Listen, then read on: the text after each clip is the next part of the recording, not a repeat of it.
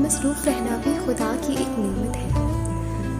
हजूमी दोस्ता होना, किसी संगत में मिल जाना, कभी महफिल में हंस लेना, कभी खिलवत में रो लेना खुदा की एक नेमत है। कभी तन्हाई मिलने पर खुद अपना जायज़ा लेना, कभी दुखते किसी दिल पर तशफ़ी का मरहम रखना खुदा की एक नेमत है। किसी आंसू को चुन लेना, किसी का हाल ले लेना, किसी का राज मिलने पर लबों को अपने सी लेना खुदा की एक नेमत है। किसी बच्चे को छू लेना, किसी बूढ़े को सुन लेना, किसी के काम आ सकना, किसी को भी दुआ देना खुदा की एक नेमत है।